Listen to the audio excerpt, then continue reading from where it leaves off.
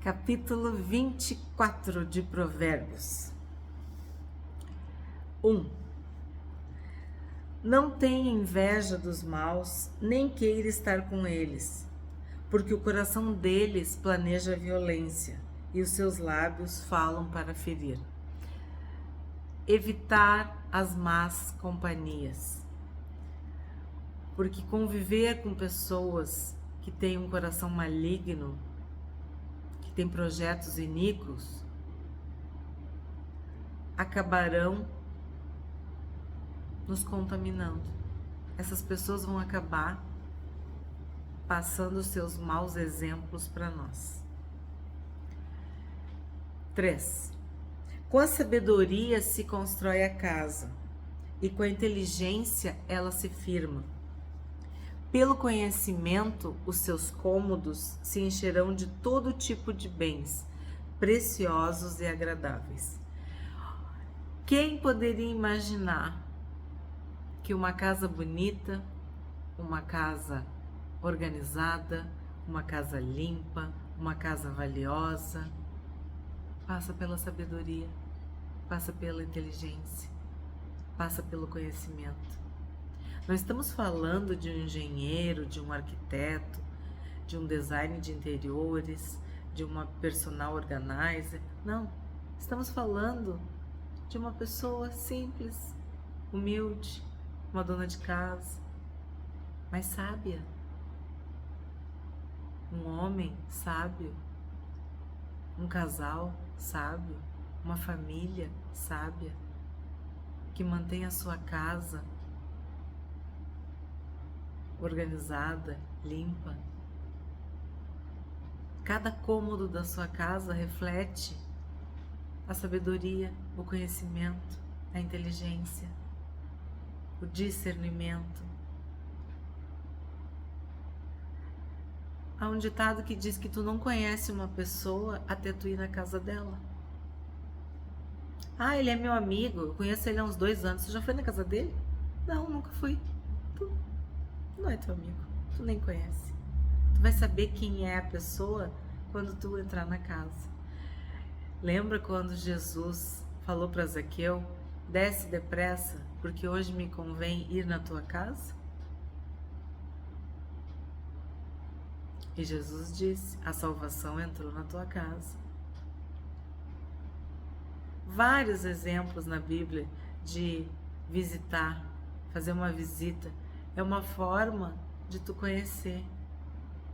Então esse texto está falando disso. Que se tu tá com a tua vida organizada, tá tudo direitinho, tudo no seu lugar, a tua casa vai refletir isso, vai demonstrar isso. Uma casa suja, bagunçada, destruída, demonstra que o dono daquela casa tá exatamente assim. Sua alma, seus sentimentos, sua mente está perturbado, está confuso. Então, mais uma bênção que a sabedoria nos dá: manter a nossa casa organizada, limpa, cheirosa, enfeitada, aprazível, convidativa. Podia dizer tantos adjetivos positivos. A inteligência, a sabedoria, o conhecimento, o discernimento mantém uma casa. No sentido físico e também no sentido social, moral, espiritual, uma família, um lar. Né? A gente pode falar desses 2 aspectos, né? Porque também tu tem uma casa impecável, mas as pessoas que moram ali são infelizes, se distratam, se desrespeitam, se ofendem, aí também não adianta, né? São as 2 coisas juntas. A casa em si e a família, o lar, as pessoas que moram ali. Que lindo isso, né? Que lindo isso. 5. Mais poder tem o sábio do que o forte, e o homem de conhecimento mais do que o robusto. A gente viu num vídeo do canal no Salmo 119, que a sabedoria, ela tem esse poder também, de nos fazer mais fortes.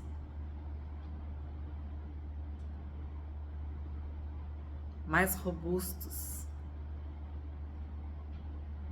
Que maravilha isso, né? Tem o poder, ó.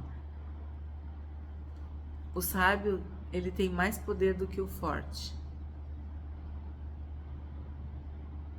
6. Com medidas de prudência farás a guerra, e na multidão dos conselheiros está a vitória. A gente já viu que há pessoas que são tão soberbas, tão orgulhosas, tão arrogantes, que não pedem conselhos. Elas têm tudo dentro da cabeça, elas sabem tudo. Uma pessoa sábia, uma pessoa que tem a sabedoria divina, ela se cerca de bons conselheiros. Ela quer justamente ponderar, analisar, ouvir, reter o que é bom. E no caso ele fala de guerra porque era o contexto, né?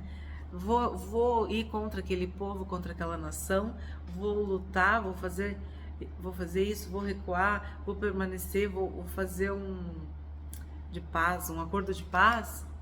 Não, vamos conversar com os conselheiros, vamos ouvir os conselheiros, vamos ouvir quem tem experiência, quem tem sabedoria. Humildade, que é o oposto do orgulho, que é o oposto da soberba. O 10. Se você se mostra fraco no dia da angústia, é porque a sua força é pequena. Gente, a vida já é difícil, né? Temos muitos desafios. Se no dia da angústia, ou no dia mau, como a Bíblia diz, tu te mostra fraco, tu já perdeu, tu já te entregou. Devemos pedir essa força ao Senhor. Ele é um socorro bem presente na hora da angústia.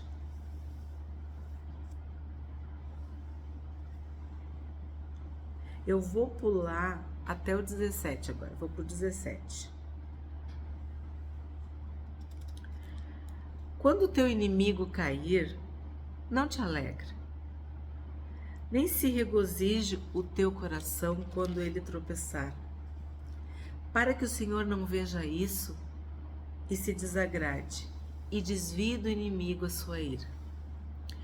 Quando nós somos maltratados, ofendidos, desrespeitados, machucados, pisados, traídos, sei lá, tanta coisa, zombado, roubado, passado para trás, seja lá o que for, caiu aqui uma coisa, seja lá o que for, tu não deve te vingar, tu deve entregar para Deus. O bom é sentar e assistir, esperar o livramento do Senhor. Mas quando a justiça de Deus pesar sobre o teu inimigo, não fica feliz, não te alegra, porque aí Deus pode ficar irado contigo e desviar a ira dele. Olha isso. Vamos analisar essa situação. A pessoa fez um mal contra a gente sofreu.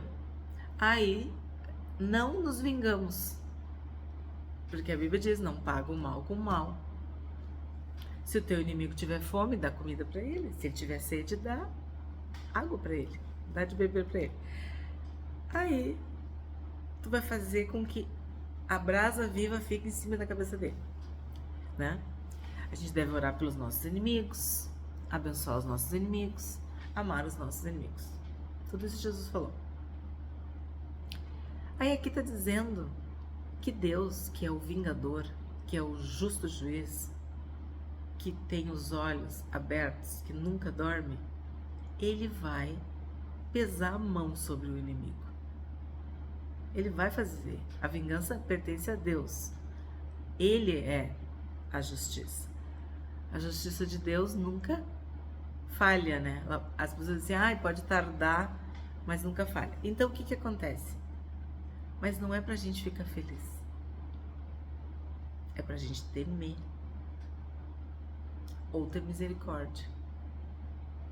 Porque Deus pode olhar para o nosso comportamento, olhar para o nosso coração e não gostar disso. E desviar a ira do inimigo e se voltar contra nós. Sério, né?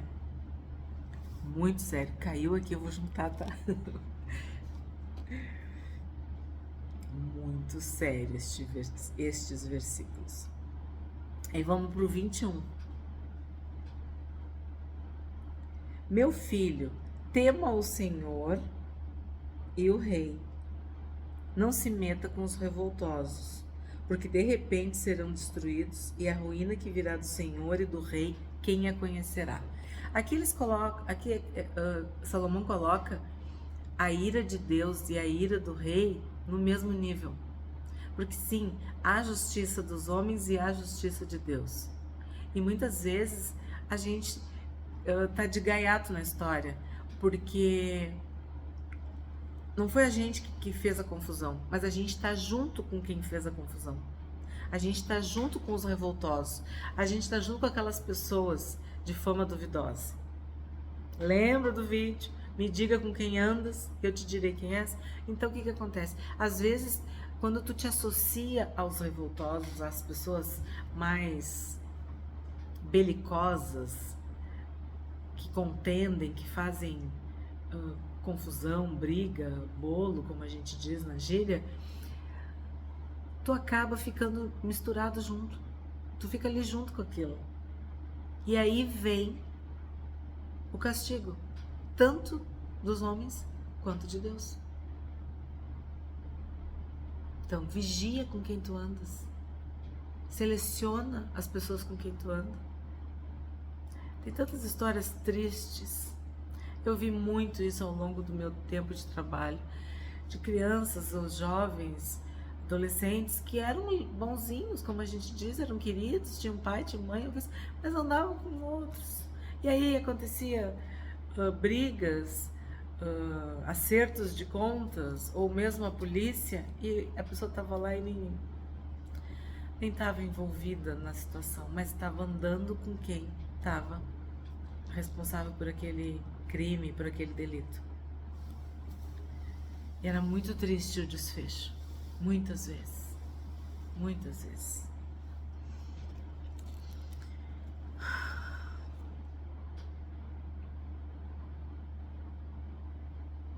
Trinta. Passei pelo campo do preguiçoso. Lá vem o preguiçoso de novo. Tu viu como Salomão fala sobre vários assuntos repetidas vezes? Porque a repetição nos faz aprender, né? Então vou ler do 30 em diante. Passei pelo campo do preguiçoso e junto à vinha do homem sem juízo. Eis que tudo estava cheio de espinhos e coberto de urtigas, e o muro de pedra estava em ruínas. Ao contemplar aquilo, eu fiquei pensando. Olhei e tirei a seguinte conclusão: um pouco de sono, um breve cochilo, braços cruzados para descansar, e a sua pobreza virá como um ladrão. A miséria atacará como um homem armado. O que quer dizer isso? Salomão está falando que a pessoa preguiçosa, ela não faz nada. E aquilo que ela tem, ela perde, porque ela não faz manutenção, ela não limpa, ela não cuida, ela não troca, ela não renova, ela não pinta, ela não conserta.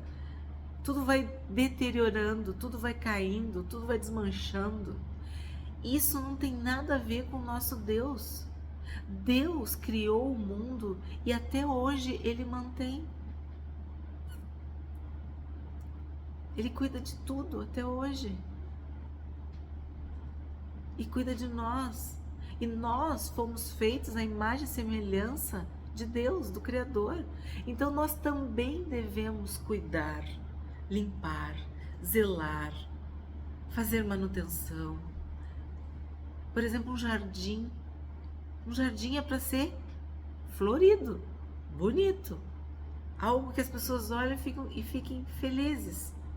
Mas é um jardim cheio de espinhos, cheio de urtiga, cheio de erva daninha, um muro todo arrebentado, tudo deteriorado. Quando tu olha isso, tu vê assim, mas meu Deus, essa pessoa não tem sabedoria. Ela não sabe cuidar do jardim, ela não sabe cuidar da casa, ela não sabe cuidar do pátio. Quando a gente vai para a serra, vocês não concordam que é a coisa mais linda do mundo? É uma coisa que caiu agora, tá pitando aqui. Mas já tô terminando o vídeo, gente. Quando a gente vai pra serra, não é impressionante? Quando a gente vê aquelas casas bem pintadas, aquela grama bem cortada, aquele jardim florido, limpo. Não dá gosto? Não é algo que enche a nossa alma, os nossos olhos? E não é por isso que as pessoas vão fazer turismo na serra? A gente olha as cidades de colonização italiana e alemã, tem flores nas calçadas e as pessoas não pisam, não arrancam, não fazem nada de ruim. As árvores plantadas são frutíferas, não tem pichação, não tem sujeira, não tem lixo. Isso não dá para nós uma ideia da personalidade daquelas pessoas? Parou. Passa uma mensagem, não passa? Quando tu olha um jardim cheio de lixo, cheio de erva daninha, e quando tu olha um jardim florido, lindo, bonito, o que que passa para ti? Aqui é um preguiçoso, aqui é um trabalhador, um homem sábio, caprichoso, cuidadoso. Terminamos o capítulo 24 com algumas surpresas e umas coisas aqui, mas faz parte. Agradeço muito esse tempo que vocês dedicaram a esse capítulo muito importante e espero vocês amanhã para o capítulo 25.